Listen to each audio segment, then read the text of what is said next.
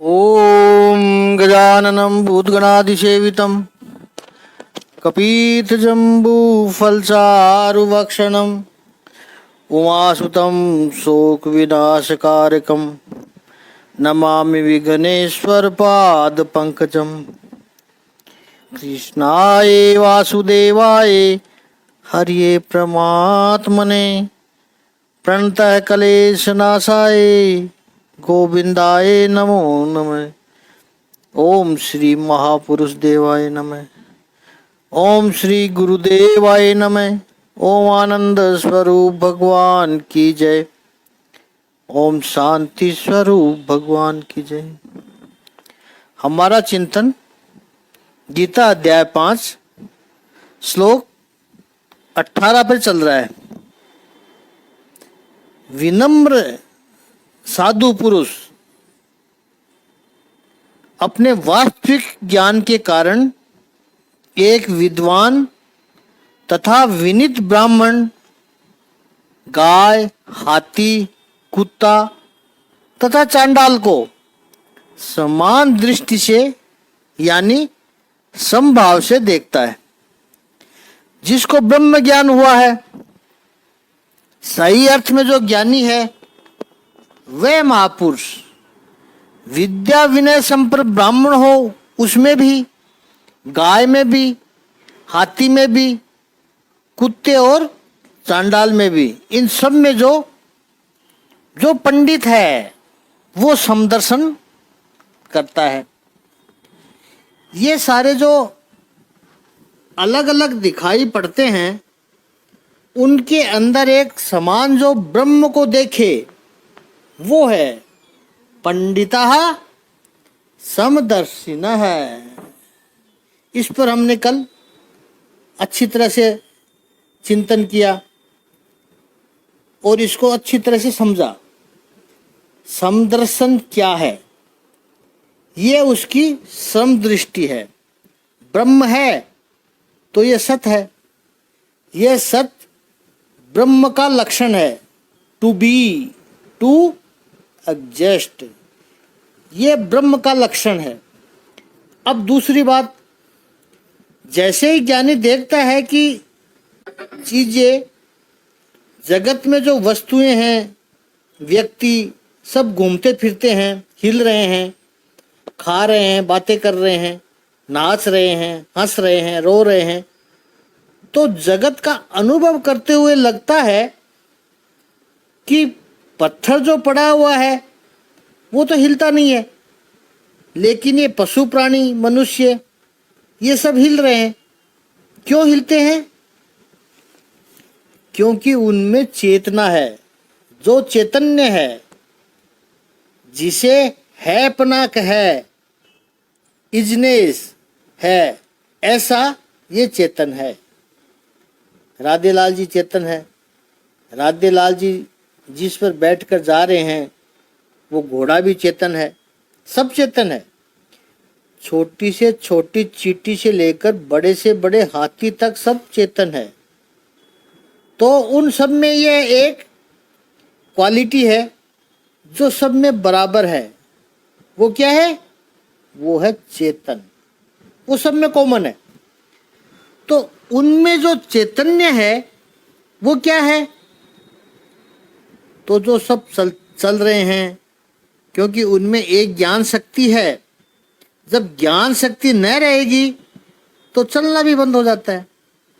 रात के 2 बजे जब आप साउंड स्लीप में होते हैं तो आपकी ज्ञान शक्ति सुषुप्त अवस्था में थी, तो आपका चलना भी बंद हो गया था। आप भी निश्चेत होकर पड़े थे। चित्त जब नहीं है, अवेयरनेस नहीं है, तो गति भी नहीं है। इसका अर्थ, जहां पर गति है वहां पर चित्त शक्ति है, चेतन शक्ति है, और ये चेतन शक्ति ब्रह्म का लक्षण है। ये ऊर्जा कहाँ से आती है? वो अवेयरनेस कहाँ से आती है? ब्रह्म का लक्षण है वो। यदि ये जीव का अपना लक्षण होता तो जीव अपनी चेतना को कभी खोता ही नहीं, जीव की मृत्यु ही नहीं होती। अगर हमारे हाथ में होती तो ये चित्त शक्ति है वो समान है, सब में समान है। ये ब्रह्म का लक्षण है। और तीसरा, पहला सत का, दूसरा चित्त का, और तीसरा आनंद। सत चित्त आनंद, तीसरा है आनंद। ये जितने भी है वो जो सारी कोशिश कर रहे हैं, सारा पुरुषार्थ कर रहे हैं सुबह से शाम तक, उनकी जो पूरी चेतन अवस्था में और निश्चेतन अवस्था में भी वो सारी बात कर रहे हैं, वो क्यों कर रहे हैं? वो आनंद की प्राप्ति के लिए कर रहे हैं। चींटी को जहाँ पर भी थोड़ी सी चीनी दिखाई पड़े, गुड़ दिखाई पड़े, वहाँ पर दौड़ने लगती है चींटी। वो स्वयं तो जाती है, दूसरी अपनी सहेलियों को, दूसरे अपने कम्युनिटी मेंबर्स को भी ले जाती है। चलो चलो पार्टी है। कोई पिग, सुअर, वो कीचड़ में जा रहा है, क्यों जा रहा है? उसको वहाँ पर मज़ा आ रहा है। हम सबको जो मज़ा अच्छे से सुगंधित पुष्प जहाँ खिले हो वैसे गार्डन में आता है, वैसा ही शायद उससे भी बढ़कर मज़ा उस पिग को, सुअर को कीचड़ में आता है। इसलिए तो वहाँ जाता है वो, नहीं तो क्यों जाएगा? तो ये मज़ा, ये सुख, इनकी अभिलाषा सभी को है। जो भी प्रवृत्ति व्यक्ति करता है बस उसी के लिए करता है, आनंद आए। आप भगवद गीता का वीडियो देखते हैं, सब काम छोड़कर आधा घंटे का समय निकालकर सुनते हैं, क्योंकि आनंद आता है आपको। तो ये आनंद आता कहाँ से है? ये जिसको हम सुख नाम का इमोशन कहते हैं, कैसे आता है? वेदांत कहता है कि वो किसी वस्तु से, व्यक्ति से, मिलन से नहीं आता है। यदि वस्तु से आनंद आता, सुख मिलता, तो एक ही वस्तु से सभी को सुख मिलना चाहिए था, हमेशा के लिए मिलना चाहिए था। जैसे आपको लड्डू खाकर मजा आया, क्या लड्डू खाकर सभी को मजा आता है? नहीं आता है। एक को लड्डू पसंद आएगा, दूसरे को नहीं आएगा। इसका अर्थ यह हुआ कि लड्डू में सुख नहीं है, क्योंकि लड्डू में सुख होता तो वो सभी को मिलना चाहिए था, सुख नहीं मिलता है। और जिसको सुख देता है उसको भी हमेशा के लिए नहीं देता है। वो पहला लड्डू खाया, जो आपने खाया वो कहाँ पूरा हो गया पता ही नहीं चला, जल्दी जल्दी खा लिया। दूसरा, तीसरा आराम से खाया, चौथा नाना करते हुए खाया, अरे लो बड़े अच्छे हैं, देसी घी के हैं, चौथा खिलाया, चलो किसी तरह पांचवा भी खिला दिया उसने, आपका खास बंदा है, खाओ जी बड़े अच्छे लड्डू आपके लिए बनाए थे। छठा देने जाओगे तो आप तुरंत थाली से खड़े हो जाओगे, क्यों? आपको तो पहले लड्डू में मजा आया था और छठे लड्डू में खड़े हो गए, तो उस लड्डू से आपको सुख देने की शक्ति चली गई। उस लड्डू में से व्यक्ति बदल जाते हैं, सुख के साधन बदल जाते हैं, समय बदलता है, सुख के साधन बदल जाते हैं, स्थान बदलते हैं, सुख की परिभाषा बदल जाती है। एक ही वस्तु आपको हमेशा के लिए सुख नहीं दे सकती है। याद रखना है कि सुख की वस्तुएं हमेशा के लिए सुख नहीं दे सकती है, सबको नहीं दे सकती है, हमेशा के लिए नहीं दे सकती। और स्थल बदल जाता है, जगह बदल जाती है, तो सुख की परिभाषा ही बदल जाती है। गर्मियों में आप यहाँ पे परेशान हो रहे हो, हिल स्टेशन पे जाओगे, वहाँ ठंड से कांपने लग जाओगे, वहाँ कोट की आवश्यकता पड़ेगी। गर्म स्वेटर की आवश्यकता पड़ेगी, और यहाँ गर्म स्वेटर और कोट, गर्मी से वैसे ही परेशान हो रहे हो। तो हर स्थान के हिसाब से सुख की परिभाषा बदलती है। अलग अलग स्थान पर सुख के अलग अलग कॉन्सेप्ट होते हैं। जैसे तंजानिया ब्यूटी कंपटीशन है, मिस तंजानिया चुनी गई। अगर तंजानिया की सड़कों पर से वो निकले तो कितने ही युवक पागल बनकर उसके पीछे भागेंगे। उसके पीछे भागेगा, मिस तंजानिया करते हुए भागेंगे। और वही युवती अगर भारत की सड़कों पर निकले तो फिर कोई पागल ही उसके पीछे जाएगा। अब देखिए, तंजानिया में जो मोस्ट ब्यूटीफुल लेडी थी, यहाँ भारत में आकर उसका कोई आकर्षण न रहा। स्थान बदल गया, सौंदर्य की व्याख्या बदल गई, सुख की व्याख्या बदल गई। यहाँ भारत का कोई व्यक्ति नहीं चाहेगा कि ऐसी स्वप्न सुंदरी उसको प्राप्त हो, काली कलूटी। कॉन्सेप्ट बदल गया। तो सुख हमेशा सब्जेक्टिव होता है, कभी ऑब्जेक्टिव नहीं होता है।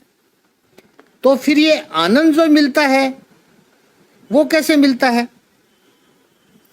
जिसको भी जिस वस्तु से, जिस व्यक्ति से, जिस परिस्थिति में जहां पर भी सुख मिला, वो आनंद कैसे मिला? वेदांत हमें समझाता है कि प्रिय पदार्थ को देखकर व्यक्ति की वृत्ति अंतर्मुखी हो जाती है, और ये अंतर्मुखी वृत्ति आनंद को ग्रहण करती है। इसलिए जहां पर प्रियता है, जहां आपके अनुकूल है, जो आपके विचारों और अपेक्षाओं से मेल खाता है, वहीं पर आपको सुख का अनुभव होगा। जहां मिसमैच हो गया आपकी क्रिया से या आपके एक्सपेक्टेशन से, वहां पर सुख नहीं होगा। और जैसे ही वो मैचिंग मिलता है कि तुरंत व्यक्ति इंट्रोवर्ट्स हो जाता है, अंतर्मुखी हो जाता है। जैसे आपको काजू की कतली प्रिय मिठाई है आपकी, और वो आपने जैसे ही मुख में रखी, स्वादिष्ट काजू की कतली, सबसे फेमस, सबसे अच्छी वाली, वो मुख में रखी, और यदि आपको अच्छा लगा तो पता है क्या होगा?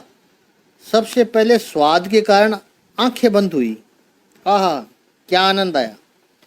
जो भी आपको अच्छा लगता है तो आंखें बंद हो जाती हैं। ये आपका इंट्रोवर्ट्स होना है।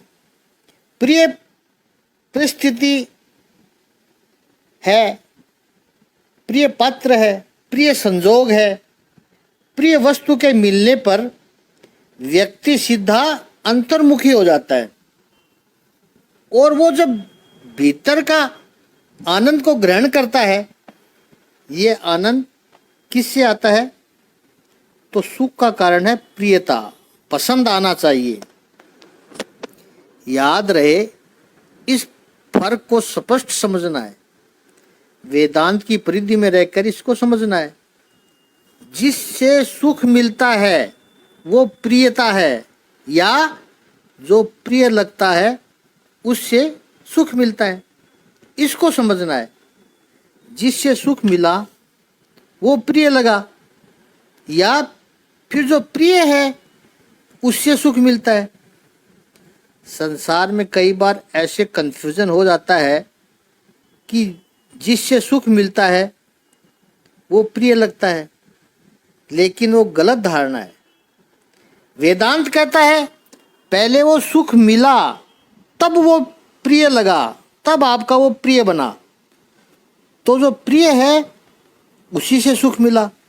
फिर आपकी धारणा बदल गई कि जो प्रिय लगा उसी से सुख मिला, और उस पर लेबल लगा दोगे आप, इससे सुख मिलता है, ये प्रिय है, प्रिय का लेबल लगा दोगे, बार बार उसकी अपेक्षा करोगे,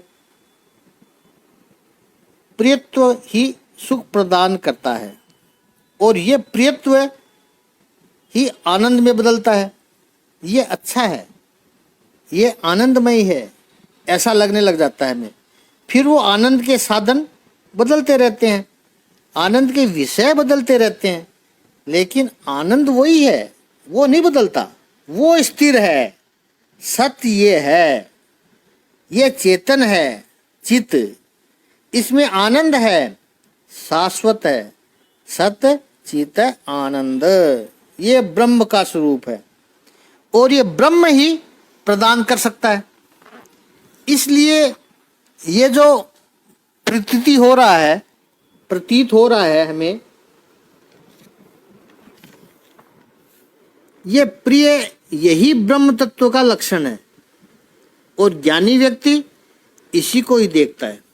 पंडिता समदर्शिना, पंडित आत्मबुद्धि वाले हैं। वो जिस परिस्थिति में होते हैं, जहाँ भी होते हैं, वो इसी का दर्शन करते हैं। इसलिए वो निरंतर शांत और प्रसन्न रहते हैं, क्योंकि जो जगत असत प्रतीत होता है, भाषित होता है, उसमें भी सत का दर्शन करते हैं। वो जो जगत जड़ भाष्य लगता है, भासमान लगता है, उसमें ही वो चेतन का दर्शन करते हैं। और जो जगत अन्यों के लिए कष्टमय सिद्ध होता है, उसमें इस ज्ञानी को आनंद की अनुभूति करता है। वो ये सद्चित आनंद ब्रह्म का दर्शन है। ऐसा जो सद्चित आनंद का दर्शन करे, वो पंडिता समदर्शिना, ये समदृष्टि है। ये दृष्टि उन्होंने कैसे प्राप्त किया? ये जो साम्य अवस्था में स्थिर हुए हैं, निरंतर परमात्मा की अनुभूति करते हैं, वे कभी दोष वाले नहीं होते। कैसे वो प्रभु के वो कैसे होते हैं, वो प्रभु 19वें श्लोक में बताते हैं कि इस तरह के अनुभूति करने वाले जिनमें दोष नहीं होता, वो कैसे होते हैं। वो 19वें श्लोक में प्रभु बता रहे हैं। तो 5वें अध्याय के 19वें श्लोक का शाब्दिक अर्थ है कि जिनके मन एकत्व तथा समता में स्थित है, उन्होंने जन्म तथा मृत्यु के बंधनों को पहले ही जीत लिया है। वे ब्रह्म के समान निर्दोष है और सदा ब्रह्म में ही स्थित रहते हैं। ते ही यानी उन्होंने, इह इव सर्गः जीतः तेर्जति, तैर्जित, यहीं पर इसी लोक में उन्होंने सर्गः संपूर्ण संसार जीत लिया है, उन्होंने जीत लिया है। येषाम मन साम्य स्थितम, जिसका मन समता में स्थित है, समभाव में स्थित है, उन्होंने, क्योंकि ब्रह्म निर्दोषम समम तस्मात् ते ब्रह्मणि स्थिताः, ब्रह्म निर्दोष है, ब्रह्म सम है, इसलिए वे ब्रह्म में स्थित है। यहाँ भगवान कह रहे हैं कि जिन समदर्शी पंडितों का मैंने वर्णन किया, उन्होंने इसी शरीर में रहकर, इसी लोक में, यहीं पर सर्ग को जीत लिया, अर्थात जन्म मृत्यु से ऊपर निकल गए। सर्ग के दो अर्थ हैं, दोनों मिलकर सर्ग होता है। एक सृष्टि की स्थिति, सृजन, पालन और नवसर्जन, संहार नहीं कहेंगे हम, आज से संहार नहीं कहेंगे, नवसर्जन। तो सृष्टि, पालन और नवसर्जन, ये एक अंग है सर्ग का। अब दूसरा अंग है जन्म मरण आदि जीव के जो कार्य है, जन्म लेता है, बड़ा होता है, जवान होता है, वृद्ध होता है और मरता है। ये जीव के कार्य है। इन दो को मिलाकर सर्ग बनाए, क्योंकि सृष्टि होगी लेकिन जीव नहीं होगा तो सर्ग अधूरा है, और जीव होगा लेकिन सृष्टि नहीं होगी तो जीव का कोई अस्तित्व नहीं होगा।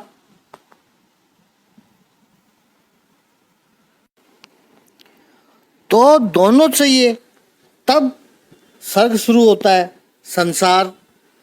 तो ऐसे व्यक्तियों ने पूरे संसार को जीत लिया है, प्रत्यक्ष कर लिया है।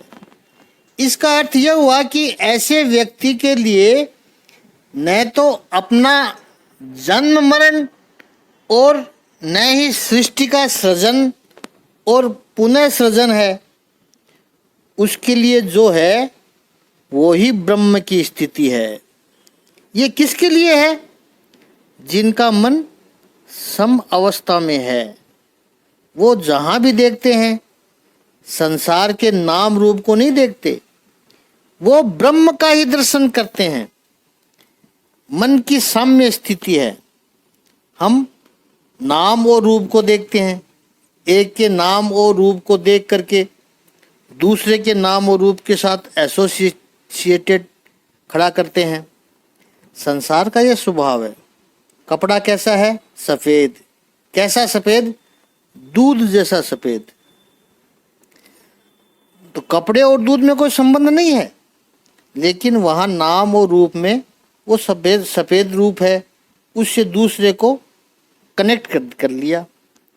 वेदांत की दृष्टि से कहें तो ये नाम रूप से और गहन संबंध बन रहा है, और संबंध गहन हो रहा है, और जितना ये नाम रूप में फंसता है उतना सद चित आनंद ब्रह्म से दूर रहता है। जिनका मन समानता में रहा है, समान स्थिति में रहा है, उसका वो संसार में जहाँ भी देखेगा बाह्य दृष्टि से लगेगा कि ये संसार को देख रहा है, लेकिन वो संसार में फंसता नहीं है। वो संसार में भी दर्शन तो भगवान का ही करेगा। जैसे मेरे प्रिय आदरणीय स्वामी राम तीर्थ जी प्रोफेसर थे, प्रभु की कृपा हुई, ब्राह्मण तो थे ही, सब छोड़कर निकल गए हिमालय में, तपस्या की और ज्ञान प्राप्त करके संन्यास की दीक्षा लेकर लौटे। लखनऊ के बाजार से एक बार गुजर रहे थे, शाम का समय था, कहीं जाना था उनको, लेकिन अपनी धुन में अपनी मस्ती में चल रहे थे स्वामी जी, भगवान का स्मरण करते हुए कोई धुन गुनगुनाते हुए जा रहे थे। वो स्वयं कवि भी थे। एक बड़ा प्यारा एक्सप्रेशन है उनके जीवन में कि हिमालय में बैठे थे और प्रभु से अपॉइंटमेंट तय की थी, प्रभु आज दर्शन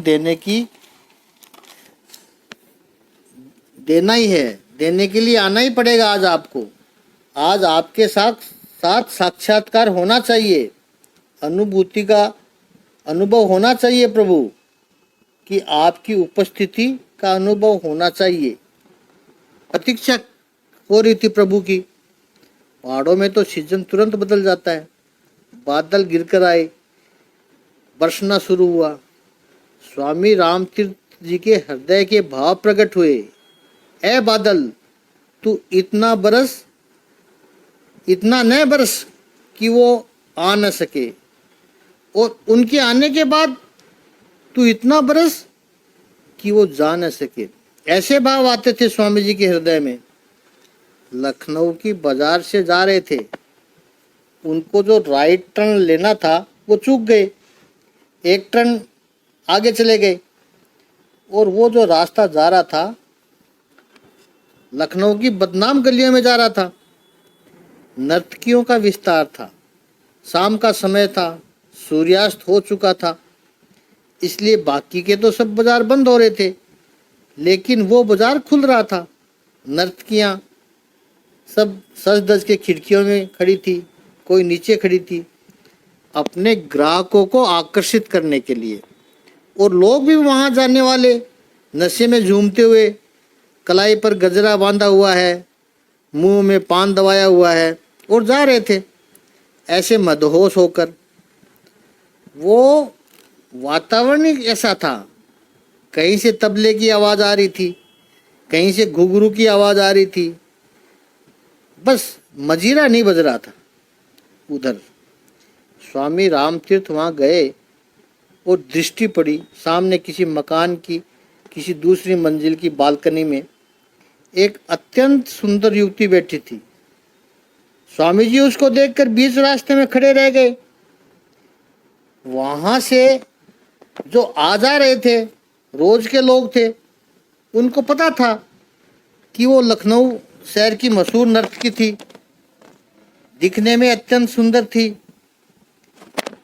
और वो भी अपने ग्राहकों को आकर्षित करने के लिए बालकनी में बैठी थी। स्वामी जी देख रहे हैं उसको। 15 मिनट हो गए, बीच रास्ते में खड़े होकर स्वामी जी देख रहे हैं, तो लोगों के लिए तो तमाशा हो गया। भगवा कपड़ा पहने हुए एक संत महापुरुष बीच रास्ते में खड़ा हुआ युवती को देख रहा है। स्वामी जी को पता नहीं वो कौन है, उनको तो इतना पता सुंदर स्त्री है। खड़े रह गए थे, उसको देख रहे, एक टकटकी लगाई। लेकिन आसपास के लोगों को तो पता था कि ये कौन है। उन्होंने सोचा, अरे आज ये महात्मा जी भी, आज लगता है 11वें कपड़े पर दाग पड़ेगा। कुछ लोग तो मजाक भी कर रहे थे। स्वामी जी को कोई ध्यान नहीं था, बस टकटकी लगाकर देख रहे थे उसको। उस स्त्री को भी पता चला, जब स्वामी जी देख रहे हैं तो उसको तो उसमें बड़ा गौरव लगा कि मैं इतनी सुंदर हूँ। सारे संसार के लोग तो लट्टू होते ही हैं मेरे ऊपर, मेरे सौंदर्य के ऊपर। वो तो मेरे लिए रोज की बात है। आज ये सन्यासी भी मुझ पर मोहित हो गया। उसमें उस स्त्री को अपने सौंदर्य का गौरव लगा। कुछ समय हो गया तो उस स्त्री ने वहाँ से कहा कि हुस्न को जो बेनज़र देखते हैं वो अपना सर कलम देखते हैं, सौंदर्य को बुरी नज़र से देखते हो स्वामी जी, सर कट जाएगा।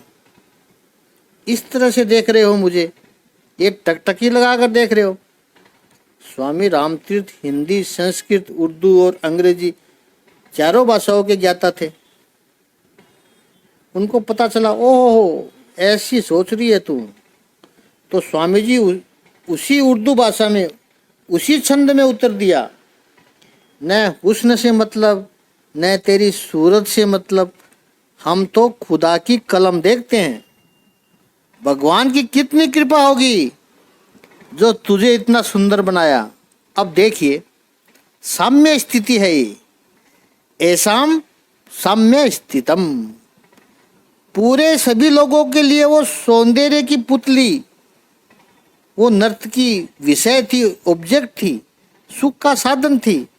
मिले न मिले वो दूसरी बात, लेकिन सुख की अभिलाषा थी सबको।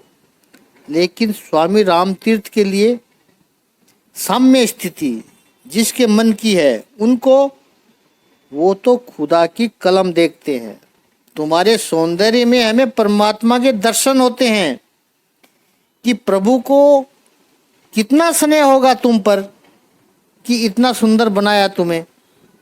प्रभु की इतनी कृपा तुम पर बरसी है। तो सिद्धांत यह है, व्यवहार की दृष्टि से भी संसार में, जगत में हम रहेंगे तो विषय तो आएंगे सामने। आप विषयों का तिरस्कार नहीं कर सकते, विषयों से दूर नहीं जा सकते आप।